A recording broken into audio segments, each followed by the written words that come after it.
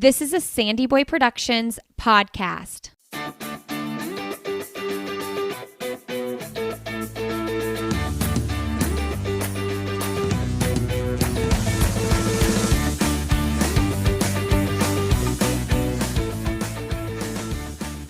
Hey everybody, welcome to I'll Have Another podcast with Lindsay Hine. I'm your host, Lindsay, and I'm so grateful you're here today. This is a podcast where I interview professional runners, everyday runners, coaches, and I'm so excited about this episode. You're listening to episode 318, and I'm talking with Amy Cragg. I've wanted to interview Amy on this podcast for a very long time, so this was a really fun interview to do. Amy recently announced her retirement. She is now going to be a coach with Puma. She's going to coach alongside her husband, Alistair Cragg. And they have a new group out in the Raleigh area. You may have heard me talk with Erin Longin, who is part of the Puma team, on this podcast to learn a little bit about how Puma is getting more and more involved in the distance running scene. And we get to learn more about that with Amy today. Now, Amy had an amazing career as a professional runner herself. I have loved watching her compete over the years. Some of her greatest accomplishments, she placed 9th at the Olympics in Rio in the marathon. That was the year that Amy, Shalane, Flanagan, Linden all took top 10 in the marathon at the Olympics. We hear about how she really felt about that experience in this episode, though. One of the biggest highlights of her career, Amy won a bronze medal at the World Championships in 2017. We hear all about that race in this episode as well. It was really fun to hear Amy break that race down. She has a marathon personal best of 2:21:42, and she was also on the 2012 Olympic team in the 10,000 meters as well. Amy trained with the Bowerman Track Club for several years, and she shares with us what it was like to run for Jerry, what she learned from Jerry Schumacher, and also what training with Shalane Flanagan meant to her as well. A lot of stuff to cover in this episode, and it was a true honor to talk with Amy today. This episode of the podcast is sponsored by Lily Trotters. If you are looking for some legit compression socks, look no further than Lily Trotters. Strong enough for a marathon, comfortable enough to wear for hours, and pretty enough to wear almost anywhere. Also thin enough to fit into all of your favorite shoes. I love these compression socks. I've been wearing them for years. Lily Trotters is actually the longest running sponsor of this podcast. They are a woman-owned business, and I love all that they do for the running community. Definitely check them out. You can get 25% off. That's a huge discount when you go to lilytrotters.com and use the code ANOTHER at checkout. Gift a pair to yourself or gift a pair to your favorite runner friend in your life. lilytrotters.com. Use the code ANOTHER. All right, friends, enjoy my conversation with Amy Cragg.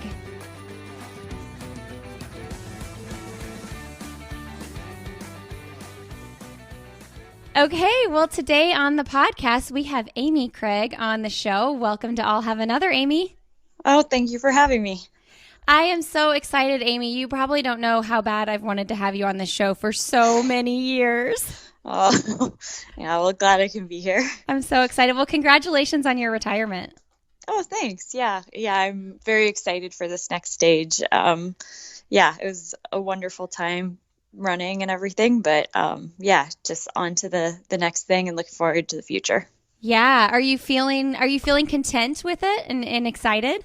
Yeah, I am. Like it was absolutely time. I had just an incredible experience over my entire career. Lots of ups and downs, but I felt like it was on my terms at the end, which is not very many people get that. So I feel very lucky that I was able to do that. And I am just really, really excited for this next stage. That's so awesome. Okay, so I interviewed Erin Longin with Puma like a couple months ago. Okay.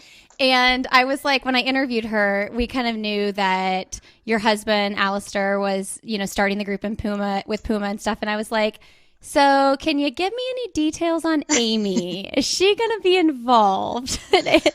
And Erin was like, I can't really say anything now, but we're going to see what happens. Yeah, they were awesome. They definitely allowed, I wanted to make sure this was something I really wanted to do. Like I've always wanted to coach, but I have other passions as well. And I just wanted a little bit of a breather when I was done. So they were incredible about giving me the time and the space I needed to make the decision on my own. But yeah, they've been awesome. So. Well, okay, so it sounds like they were like recruiting you to do it, but you're like, let me just like take a minute to figure things out. It was definitely, so when Alistair did it, so the plan was all along was like, I was like, I know I want to be involved, so I want to help set it up, but let me just check out and see if there are other things. So they knew that I would be there at the very least to like help set it up. And I hope any athlete knows they could always, come to me for anything, because I just want to help these young athletes. But then as I got into it, I was like, yeah, this is awesome. I love this. These people are great. We have a great group, and this is what I want to do. So as soon as I said yes, they were all in. So, oh my gosh. I mean, they were in before, but they were incredible. That's so exciting. Okay, so what are the other passions that you mentioned that you're interested in? So, I mean, it's staying in the sport, most of it. But one of the things is like, I'd love to do something with USADA. That's one of my big things. And then just coaching, but maybe not at this level, maybe at a smaller level. And then also putting on races. Like that's always, I've been very interested in that. And just the way these race directors get communities involved is really cool. Oh, yeah, for sure. Well, you guys are in a really awesome place to do things like that. Yeah. And I am like so excited because it's like so random. My family is also, and I haven't actually announced this on the podcast yet. I've announced it to my Patreon community and on Instagram, but my family is actually moving to Raleigh as well. So it seems like there's just so much going on in that triangle area. Yeah, you'll love it. It's wonderful. Raleigh's just such a cool city, has everything you could hope for in a big city. And then you have Durham and Chapel Hill right outside, Durham is like, has Duke there. So it's still a big college community. And Chapel Hill is kind of the smaller town with the college vibe. So just, it's an awesome area. You're going to love it. So congratulations on the move. That's exciting. Oh, thank you. Yeah. It's funny. We took our kids out in the end of March just to kind of like feel it out because long story short, my husband's job within the company he already works for, his new position is based out of the Durham area. And cool. Yeah, but like he works from home and he will continue to, but this will just be easier if he needs to pop in for meetings rather than like hopping on a plane. Oh, yeah. So, and you're going to love it as well. It's a great area. We're kind of just like, well, we don't have to move, but like we've heard such good things. Like, let's just, and our oldest is in second grade. And we're like, if we're going to do it, like, let's go now. Yeah, no, that's great. Yeah, I'm all about picking up and kind of moving and figuring out where the next best thing is. We don't like staying put. We like to keep moving, Alistair and I. Okay, so tell us about like all the reasons why you all chose this area for the Puma group. So we actually, we had kind of a list of criteria, and it started with like, what's the best things, what are the things you need for a run? And it had to be good weather year round. It had to be like great places to run. And so it kind of just like narrowed the country to certain areas. And then on top of that, it had to be affordable for runners. There had to be a good medical system. For athletes, not just, your normal doctor, but also PTs and chiropractors and things like that. And it's incredible here. And then on top of that, it's something we wanted to make sure that they could have a little bit like a life outside of running, and that their significant others could have a life outside of running, because we really feel that leads to longevity in the sport when everyone is happy and like there are other things to do besides just always focusing on running, especially for those people who are important in their lives. I love that so much because I do feel like a lot of places are like away at altitude and things like that. And a lot of people are doing long distance while they're training with their significant others. Yeah, absolutely. And it's still tough. Like our group still goes to altitude. They spend a lot of time on the road, which it's part of being a professional distance runner. But when they're home, they're home. And when they're not home, that person still has something besides just, waiting for them. Yes. Okay, you mentioned it's just part of being a professional distance runner, and automatically I popped in my head, what was the hardest thing about being a professional distance runner for you? I would say it was actually like kind of that. It really is. It's a kind of a 365-day, 24-hour job. Yeah. So probably the hardest part for me was we would go to altitude either at the end of the year or the beginning of the year. So missed a lot of like Christmases and birthdays and all those holidays that are like later in the year and earlier in the year because I'd be up at altitude. So that was pretty tough. So I am looking forward to being able to spend more of those with my family and not just like wake up on Christmas morning and be like, okay, I got a tempo. So yeah, I think that was probably the toughest part. So we're very sympathetic to that. But it's also it's part of the job. It's something you have to do, especially with winter marathons and things like that. Yeah, sacrifices in every job, no matter what it is. It just looks Absolutely. a little bit different for you guys. Do you guys now? Will you be near your family? Alistair, is he South African? He's South African. Yeah, he grew up in South Africa, but his parents actually live in Dallas, Texas, and so does his brother. Okay. And then he has another brother in Milwaukee, Wisconsin. My family is spread out. My sister is in Montreal, Canada. My parents are still in Kansas, and then my brother is in Seattle, Washington. Okay, so where are you all going for Christmas? Oh, I don't know. I'm hoping we can get all the siblings to go to one central location where with the grandparents. So, or my parents, they're grandparents now, but Yeah. Oh, that's awesome. Do you love being an aunt? yes, it's wonderful. Yeah, they're awesome. They're just you get to do all the fun stuff, and then they have to do all the disciplining and that kind of stuff. So it's great. Okay, so can you talk to us a little bit about Alistair and like your relationship and with coaching and all that and what that's going to look like in the program? Yeah. So Alistair and I, we actually, we've been working, I know it sounds weird, but we've been working together for a very long time now. Like he worked with Jerry at Bowerman and kind of was always there. So I've gotten used to him in this role. Mm-hmm. It's new to me for sure. What I bring, I think, more is I was just a professional distance runner, so I know what it takes to be there. It's just like it's almost changing your lifestyle a little bit, and so I'm able to kind of help them with that. But really, what it is, so Alistair, he does the programs. We go over it together. I do the core routines, and then a lot of the other medical side stuff, where it's like making sure they're getting in to see a chiropractor if their hips are off, or making sure they're getting massage every week, things like that. And are those the lifestyle changes, things that you're talking about? Yeah, lifestyle changes, it kind of will naturally happen, but the harder you train, it's like you just have to be more on top of things. Like you have to be on top of your sleep, which is you don't just go to bed when you're sleepy. You have to like get on a sleep schedule. You have to make sure that you're fueling yourself properly. As you increase intensity, you have to make sure you're eating enough and mileage. So it's a lot of just little things like that. That's kind of the lifestyle change. Okay, and so the idea of the program is from what I read is like these younger athletes that you're hoping to work with for like very long time, like 15 years, right? Yeah. 10 years, I would say, is a really good career, but if we got someone for 15, that would be great. And then what distances are you guys focusing on? So any of the distance events, we have currently Taylor Werner, she's running a 5K, Stephen Fahey's in the steeplechase, Fiona O'Keefe is focusing on the 10, and Emmanuel Rudolph-Levis, he's a marathoner who he's recently been focusing a little bit more on the track, but he really is a marathoner. Like it's to get faster so he can finish his marathon faster.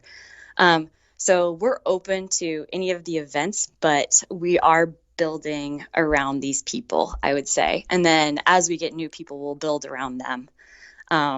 So my passion, I'll definitely have more input once marathons come around. And Alistair, he just knows the track so well. So I would say, yeah, any distance event we are open to. You know the marathon so well, but you're not unfamiliar with the track. So will you have a heavy hand in like 10K athletes as well? Yeah, so it's a collaboration between the two of us. Yeah. The entire time. We go over everything every day, all the workouts, the mileage, what they're doing, like in the gym, everything like that, so that it works together a little bit more seamlessly. Yeah, so I'll be involved in that 5K, 10K training, but he will be the one who comes up with the workouts. Hey everybody, a quick break here to thank Previnex for supporting this episode of the podcast. Previnex is where I get all of my vitamins and supplements. They have great multivitamins. They're clean, they're effective. And one of their supplements I want to tell you runners about is the Joint Health Plus. The Joint Health Plus supplement delivers ingredients that are clinically proven to offer the most comprehensive and complete joint protection and relief available on the market. It supports joint comfort and flexibility. I take it every day, and I am telling you, I have had so many runners reach out to me on Instagram in my direct messages and let me know that they've started taking this product as well after hearing it on the show, and it has made huge improvements in the way they feel. If you're even on the fence at all, go check it out. They also have a great protein powder that we use in smoothies over here. You can save 15% when you go to Previnex.com and use the code ANOTHER at checkout. That's Previnex.com. Use the code ANOTHER at checkout. Now, you guys have a couple people going to the trials, right? Yep. So Taylor Werner will be competing in the 5,000 and Fiona O'Keefe will be competing in the 10,000. Oh, that's so exciting. I'm assuming you guys are going. Yes, we'll be there. That's so awesome. I'm super curious your thoughts on the 10K at the trials as someone who, like, you know, in 2012, you almost made the marathon team and then you went and made the 10K team. And there's so many people running the 10K that are in that same boat this year. What are your thoughts on that? I mean, you never discount anyone, especially at the Olympic trials. Right. Crazy things happen. People run out of their mind there. So I think it's going to be really competitive up front. Like, obviously, some people have thrown down some amazing times already this year and last year. But at the same time, yeah, it's one of those events, especially where anything can happen, where someone who maybe had to change course or hasn't quite had their breakthrough yet, they could have it there, because there really are limited races in the 10,000 to do. So sometimes your opportunity really is the Olympic trials or the national championships. So yeah, I would expect to see some breakout performances on that day. I cannot wait to watch that race. I mean, I'm excited for all of them, but that race specifically, just with so many, like, you have 10K specific people, but man, there are so many marathoners lining up as well. I feel like they're going to go out fast. Yeah, I think it's definitely going to be fast. It's going to be a grind. No matter what, who goes top three, they're going to know how to grind. That's for sure. Which, heading into Tokyo within that heat, I think that's really important. So it'll be good. We'll send a good team. Okay, so let's talk about Bowerman a little bit. What, like, coaching advice or just like anything at all are you taking with you that you learned from Jerry? I mean, Jerry was a mentor to both Alistair and I. He changed my career for sure. So I think what I would take from Jerry would be mostly that we're capable of more than we think we are. You just have to put in the work. And so that's something that I will take and continue to try and pass on to my athletes. I love that sentiment so much. I've been doing some research on Coach V. Hill as well, and that seems to be a resounding theme that athletes that have worked with him also said. Yeah, I would imagine so with Coach V. Hill. Dina, that she lives by that. So yeah, I mean, it's like, it's such an important message as not only a coach, but just like a mentor to anybody in life to send that message, because I think that younger people, especially, like, they need to hear that spoken into their lives. Absolutely. Yeah. Okay. I do want to dig into Bowerman experience a little bit more. You said that Jerry changed the trajectory of your career. What do you mean by that? He really, so, I mean, I was considering retiring before the trials in 2016. I just I wasn't getting, I just had plateaued kind of. And it was up and down, and it just wasn't, I don't know. I knew I needed to change if I was going to make it to that next level. Like, my dream had always been to make it to that next level. And I was kind of just trying to reality check of whether or not I was physically capable of making that happen. And so I started with him, and the training, it was so hard. But I kind of just decided I was going to go for broke. I was going to do everything I can. And every day I was just going to work as hard as I possibly could to reach that next level. And he really made me believe that I could do it. And he made every kind of bump in the road up until that point worthwhile. Okay, and let's talk about the team a little bit. And I've heard so many people, so many athletes that have worked under Jerry say the same thing. Like, they showed up to that first workout and they're like, holy crap, what have I gotten myself into?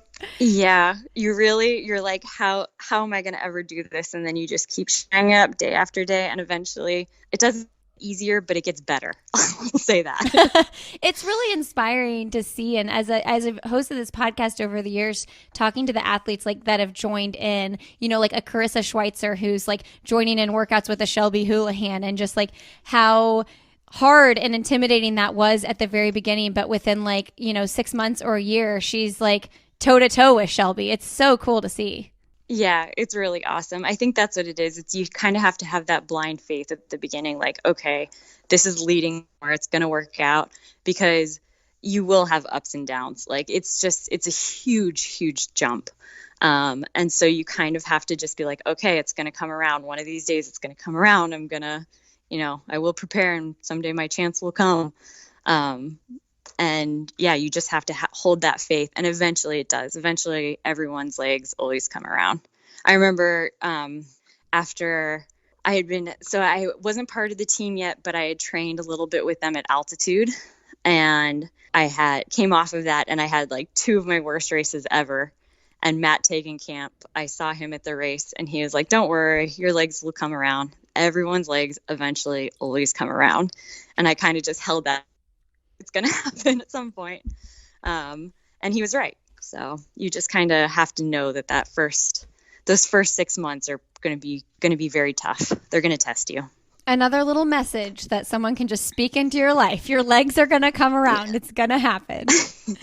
Exactly. Tell us about training with Shalane over the years and how important that was and special that was for your career.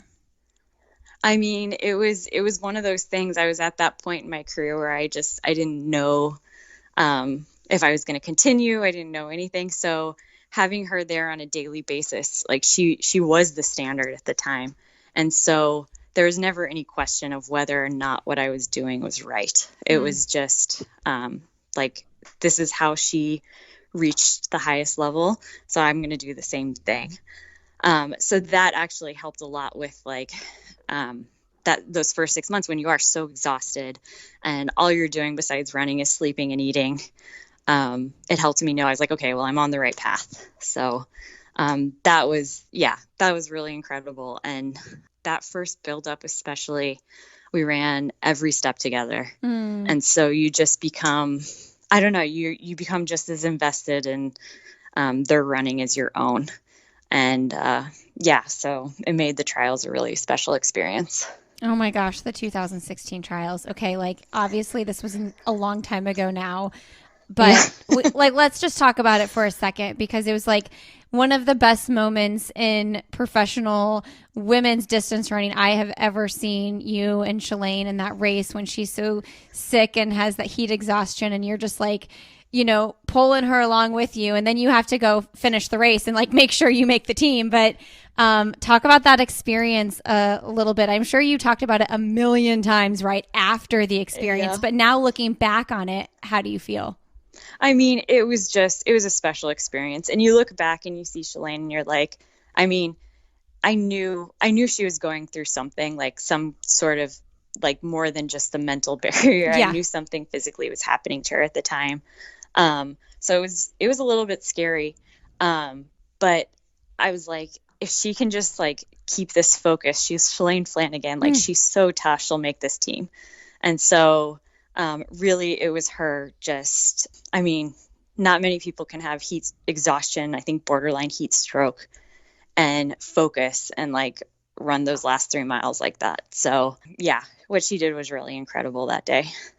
I love so much, like, everybody, you all are the like fiercest competitors. Obviously, you want to win the race, you want to make the teams, but you all support each other so much. I mean, even like Des, who is not, hasn't been on your team. I mean, I know in college, but professionally, and just watching you women like cheer each other on when you accomplish incredible goals is so inspiring. Oh, thank you. Yeah, it's a pretty tight knit community. You can see when someone has, runs marathons, you can see you're like, you go back to how much work you put in to get it there. And so, they've done the same thing. And so you're always cheering for these people and always wanting them to do well because you know exactly how much work they've put into it. Okay. So 9th at the Olympics, you also have a bronze medal from the World Championships in 2017, which, by the way, if anybody listening doesn't know, that was the first American woman on the podium in that distance since 1983. I mean, is that the pinnacle of your career? What's the pinnacle? That was it, for sure. That was the thing that made everything worthwhile. It was like, okay, I understand why I had to go through, all those tough times. It was to get to this moment. So yeah, it was just, the whole thing was such a special expcasion. That will be the moment I always remember, looking back on my career. That made it. So let's get it documented here. Can you tell us about that specific race? Sure. I mean, what would you like to know about it? Just the trajectory of it and your mindset going into it, the fitness you were, where you thought your fitness was and what you were anticipating versus what happened and those finish line moments. So basically, it came around right after Rio. I was walking back the next day with Jerry from dinner or something or lunch, and I just remember being like, man, I want another shot. Like, I feel like I messed that up. I just want one more shot. Like, I understand now what it is, competing at this level. I just need another chance. And we were kind of like, well, what about the World Championships? Like, that's next year, that's coming up.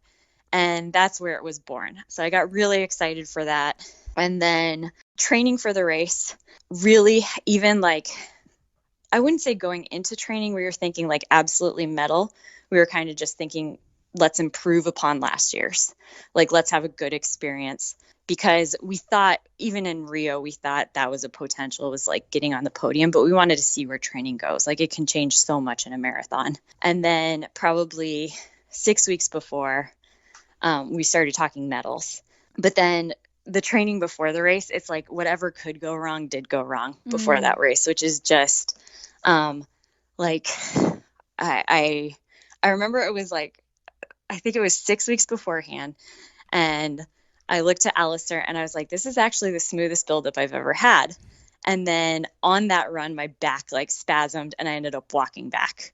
And then it was just like, I tore my plantar plate like 3 weeks beforehand. I got sick before the race. It was just all sorts of things kind of piling on. And then we saw the heat sheet beforehand, the start list. And we realized like, it's going to be a really, really competitive event. And so then it was like, okay, so medals are on the table, but like, let's secure top 10 first. Let's secure top 5 first. And then you go after medals. And really, so heading into it on the start line, it was in the back of my mind, but I knew I had other jobs to do before I got there. And so let's see, during the race, we had been training the whole time.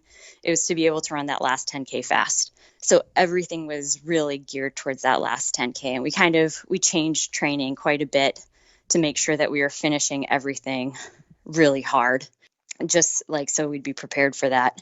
And so it was pretty slow. It was kind of a jog fest for about the first 20 miles. And then with about 5 miles to go, I think. Like I'd been preparing for the last 10K. So I was like ready for someone to make a move, and still no one had. So with 5 miles to go, I decided to go. And I kind of took off. And then immediately Rose and Edna took off, and they started battling each other in front of me. And so I'm going after them. And then Danielle came up, and we kind of battled each other. And then she pulled away. And that was a tough moment, because she just pulled away, and I felt like I could not stay with her. Like I just couldn't make that move. It was late in the race, and I started going to kind of this dark place where I was like, oh, fourth place, not fourth place, no. like anything but fourth. And then I saw Jerry actually on the side of the course, and he said, if you can get one step closer, you'll catch her with 800. Or no, if you can get a little bit closer, you can catch her with 800 to go. And so in my mind, that was just one step. So I was like, okay, focus on this next step. And so I put everything into it, and I got just a little bit closer. And I was like, okay, now I'm going to catch her with 800 to go. And that's really what I remember about the race, because that was when I kind of changed my mindset and made the decision, like, I can still do this. It's not, all is not lost. Go for it. And so I just ran as hard as I could from there to the finish line. I caught her with around 800 meters to go, and then kind of started going after Edna, who got the silver medal. Wow. How much ground did you put on Danielle then? I couldn't tell you how much I beat her by. I don't think it wasn't by that much. But I gapped her to the point where, like, I thought she was right behind me during the race. But I think I've seen it, and I gapped her to the point where it didn't look like she was coming back. Yeah, I can't tell you how much I put on her, but I was very far behind her at one point. Wow. So I wonder if Jerry wouldn't have been there to say that? I mean, you were in the right place, Jerry. No kidding. He was in the right place. There were a lot of people on the course that day. Like Alistair, at one point, he said this, like, you'll remember this for the rest of your life, when I was in fourth. And I that was another point where I just took off, because I was like, yeah, you're right. This is what I'll remember. This is the moment I'll remember for the rest of my life, whether or not I gave in or dug in. So it really was that was the other thing. They're just the crowds around there were incredible. And I knew so many people on the course, and had so many friends out there kind of cheering me on, that it just made it, I was able to go that extra little bit. Okay, so anybody competing at this level, you got to have your head, your mental space sharp. That's just it's such a big piece of the puzzle. Have you worked with sports psychologists over the what have you done to stay mentally sharp? So I studied a little bit of sports psychology in college. And then I briefly worked with a sports psychologist when I was probably in 2010, 2011. But really with me, I love motivational quotes. That's the thing that gets me. So I had quotes written on my mirror for, 4 years at a time when I was moving all around and everything, and I'd erase it and rewrite it. So that's reading and quotes. That's really what gets me. That's what puts me in the right mind frame. What's one of your favorite quotes? So I said it earlier, is I will prepare and someday my chance will come. That's an Abraham Lincoln quote.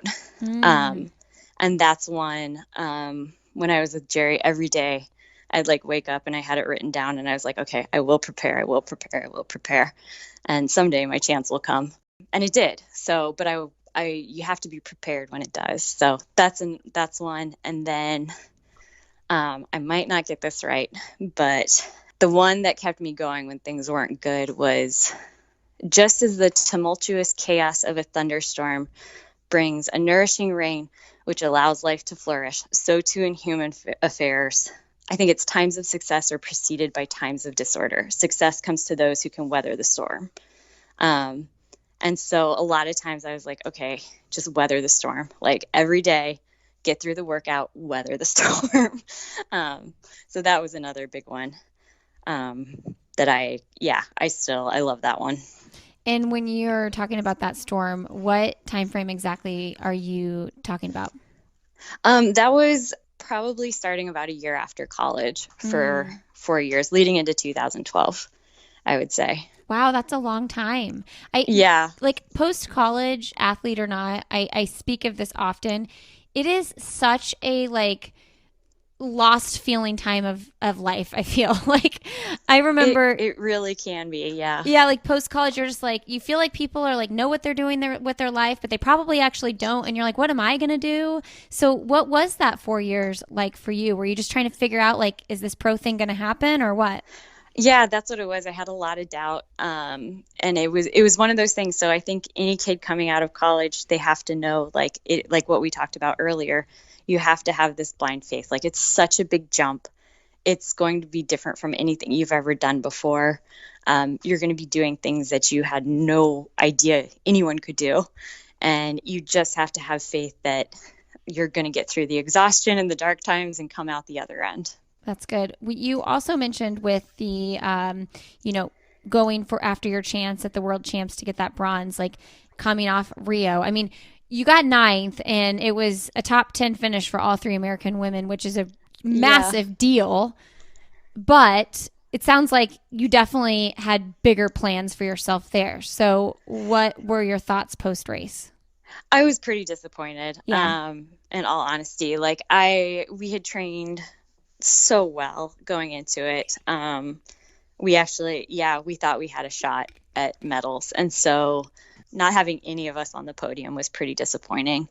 I mean, I think all 3 of us, we came back and we were like, came back with like vengeance. So that's so true. Yeah. Yeah. It was maybe a good experience for all of us, but I think all 3 of us were pretty disappointed.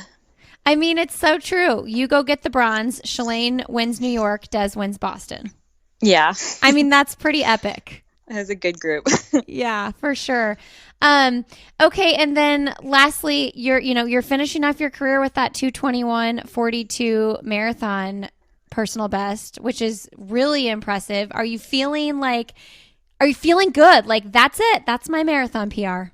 Yeah, I am very proud of that. Like I put so much into it. That's what it is. And yeah, I'm proud of it. So I mean, like I said, what we look for is we all want to see what we're capable of, like in this sport. And I think I found exactly what I was capable of. So I'm pretty proud of that. That's amazing. Okay. So, now I read that you're running like 3 to 4 miles most days or a couple days a week or something. What is that like going from like 100-mile weeks? And even I know you battled some overtraining illness over this past year with not being able to do the trials and stuff, but like this is a pretty big like lifestyle shift here. It definitely was. So, I mean, when I first stopped, I just stopped running. And I kind of was like, okay, I really just need a break. I want to see what that's like. And so when I started back up, it really was just for the enjoyment of it.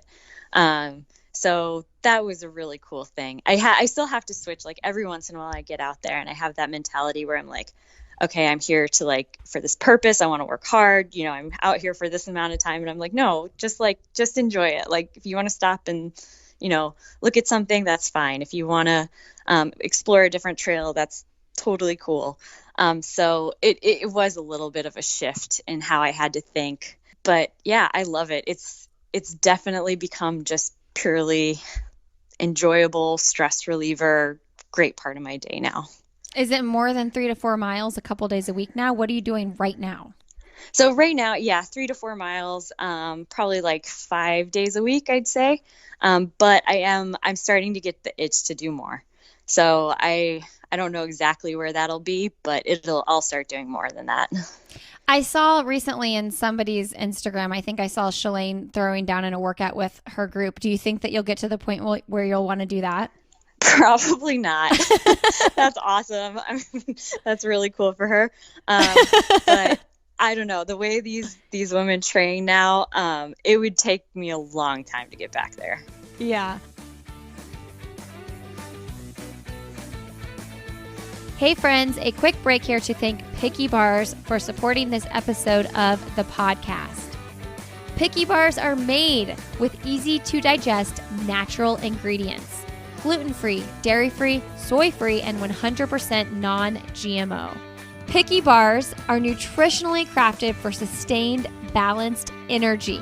And now they have more than just bars. They have performance granola, performance oatmeal, performance pancakes. And I am telling you, do not sleep on the drizzle. It's an almond butter topping, and it is so delicious. A little bit goes a long way. It's the best almond butter spread I've ever had. Now, you get free shipping for all orders over $50, and you can also become a part of the Picky Club box.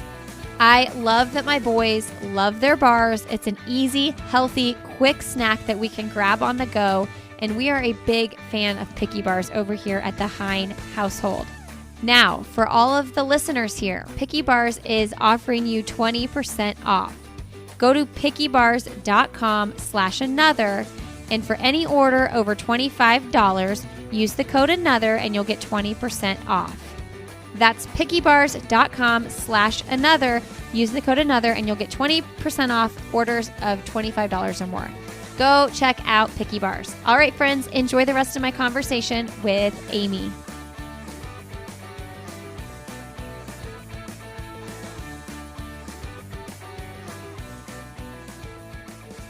Where's your favorite place to run in the Raleigh area? We train a lot at ATT, which I would say, like, as a marathoner, I would have killed for that. It's amazing. But I really enjoy Umstead Park. It's a lot hillier. It's a little bit rockier. You work really hard there, but it's just gorgeous. And yeah, that would probably be my favorite place now. But if I was still running professionally, I would have done ATT probably every single day. Oh, that's so interesting. So when we went and visited in March, I did Umstead. And then this past time, we didn't have our kids with us. My husband and I went out and did the Tobacco Trail. And I was thinking that too. We ran like 7 miles. And on the way back, I was like, let's pick it up a little bit. And so we did like 2 miles a little bit faster. And I kind of got into a groove a little bit. And I was thinking, I could see myself like feeling really tough out here and just being able to like really grind. It's just, there's something peaceful. And then the crossways where the roads are seem pretty like desolate, like not a ton of cars going by. So you can kind of fly through. Oh yeah, you can really get going there. It's really amazing. Every quarter is marked. So you're getting as much information as you'd like. It's just a great surface. Yeah, you can get rolling out there. I've seen it, so I know. Though it's funny, we are from Indianapolis and it's flat as a pancake here. So I was like, I feel like that was uphill both ways, out and back, even though it's like the most subtle, small incline. You were just working hard. That's great. My Indianapolis flatland body can totally feel it. Yeah. Oh yeah, you notice even the slightest incline. Yep, that sounds about right.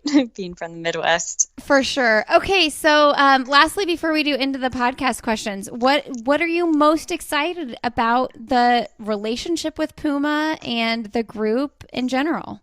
So the group in general, so far the people we have, they're awesome. Like they're competitors, they're good people, and they work really hard. So it has been so enjoyable working with them. So that's been my favorite part so far. And then Puma has just been, to make it at this level, you really need a lot of support. You need to be able to go to altitude. You need to be able to get treatment when you need it. You need to be, it's gotten so competitive. And every single thing that we said we needed, they kind of were like, they stepped up and they were like, okay, let's do it. Let's make this group good. So they've just been wonderful to work with. And they're just really, they're making a name for themselves. I know, when I interviewed Erin, I learned a lot about Puma.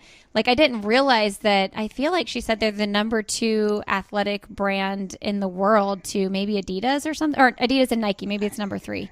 But like in the distance running space in the past year, they've just really put themselves out there with Molly Seidel signing, and it's really cool to see them like getting into this sphere.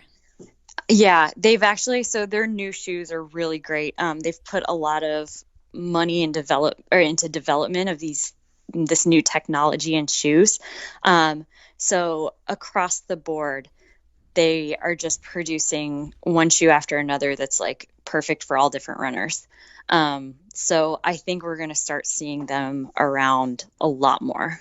I have a pair of the Deviates, and Oh, yeah? yeah, and I am not like a huge shoe person. I say my Hoka Mach 4, I probably said that wrong. Those are my most comfortable shoes, but when I put those Deviates on, I really truly feel fast in them. And I've never said Yeah. that about a shoe before.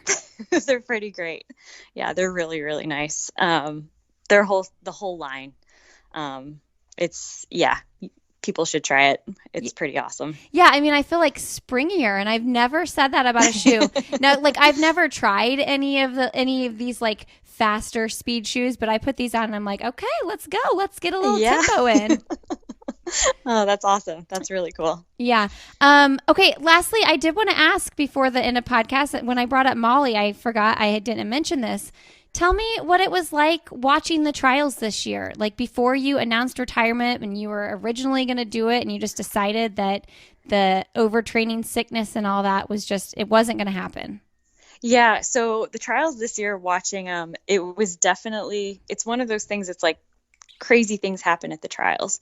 For example, Molly Seidel running her first marathon ever and making the team. Yeah, it's amazing. Yeah. Just people do amazing things. They can go to a different place for that event. So I think it was tough watching. It was a lot of the favorites. It was hard, seeing people drop out, and I think the course was just brutal. Mm-hmm. In fact, I know it was. I did the Atlanta race. It was like the pre-marathon test race, and that was only 8 miles, and it was really hard. So I can't imagine what the marathon was like. But yeah, so it was really tough seeing people not have the day they want. But it was very exciting seeing Alphine win her first Olympic trials and making the team.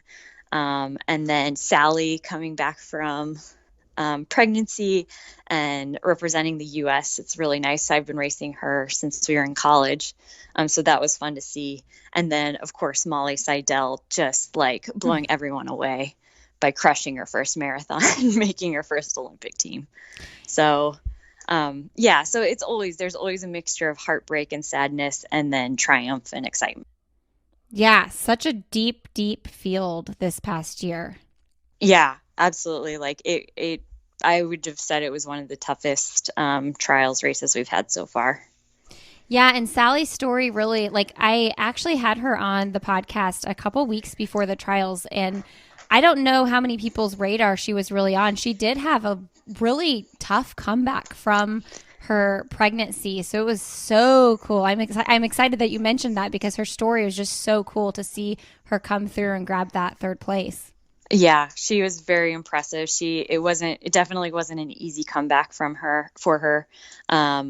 And she just kept working and kept pushing through and had a great result. So yeah, it's really exciting.